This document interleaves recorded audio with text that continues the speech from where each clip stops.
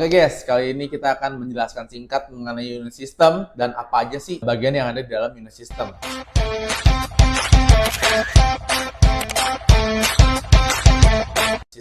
Nah, unit system sendiri atau casing biasanya berupa kotak persegi panjang yang berisi komponen-komponen penting motherboard. Unit system pada dasarnya adalah inti komputer, tempat semua pemrosesan data berlangsung. Nah, ada juga motherboard dan mainboard, yaitu papan sirkuit utama atau papan induk dari unit pusat sistem atau casing yang berfungsi sebagai jantung komputer. Nah, ada beberapa bagian dalam unit system atau casing. Ada drive bay, terus ada power supply, ada sound card, ada graphic processing unit atau GPU, dan juga prosesor. Nah, apa sih prosesor, Mas Rey? Oke, prosesor yang biasa kita bilang CPU itu singkatan dari Central Processing Unit atau dalam bahasa Indonesia disebut unit pemrosesan pusat.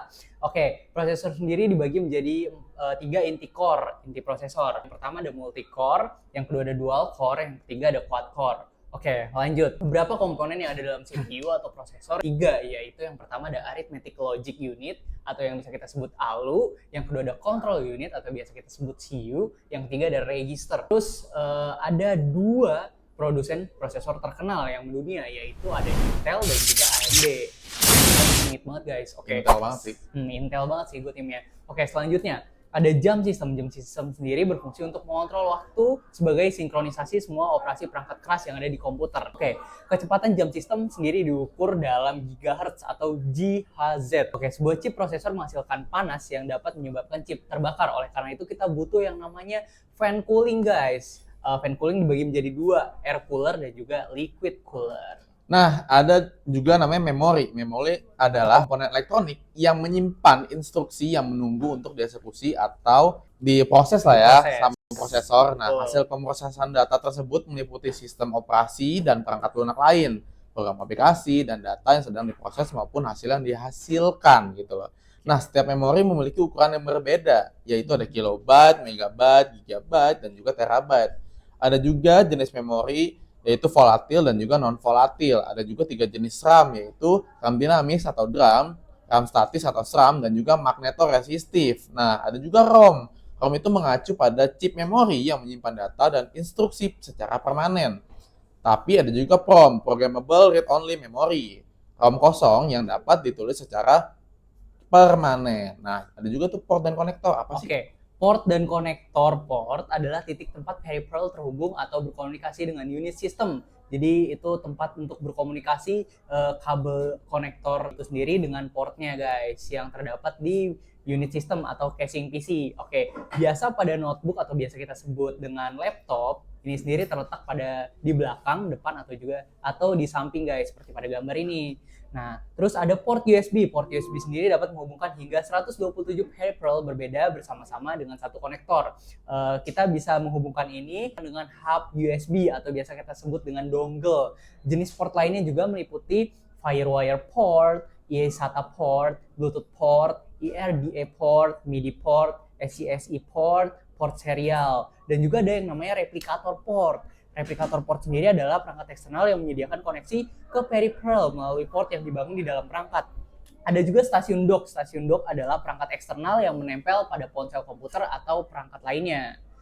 Oke. Nah, ada juga bus. Bus merujuk pada jalur yang digunakan mentransfer data antara komputer dan sistem komputer. Bus memungkinkan berbagai perangkat di dalam data dan yang terpasang pada unit system untuk berkomunikasi satu dengan yang lain. Ada 2 jenis bus, yaitu bus data dan juga bus alamat.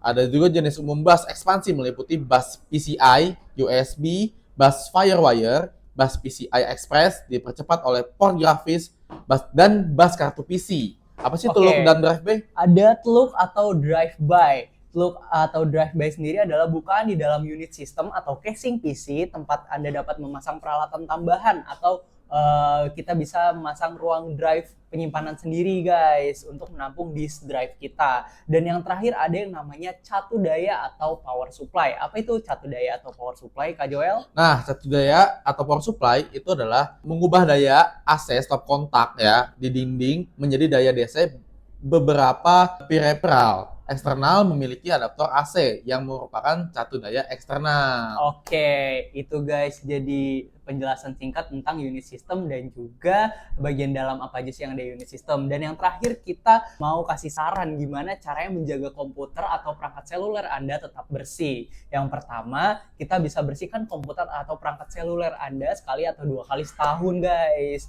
Yang kedua, sebelum kita membersihkannya, kita harus matikan dan cabut komputer kita dulu sebelum kita membersihkannya. Yang ketiga, kita gunakan udara bertekanan ya sedang lah untuk meniup debu. Yang keempat, kita bisa gunakan tisu atau antiseptik untuk membersihkan bagian luar casing dan larutan pembersih serta kain lembut untuk membersihkan layer-layer yang bisa kita jangkau dengan kain atau tisu itu sendiri guys. Oke, sekian presentasi kita kali ini. Ya, semoga kalian bisa menambah wawasan dengan pengetahuan apa sih unit system itu dan kita bersihin ini ya perangkat kita. Gitu aja guys. Sekian. Terima kasih guys. Terima kasih. Kalau ada yang bingung jangan lupa tanya guys ya. Jangan lupa. Bye.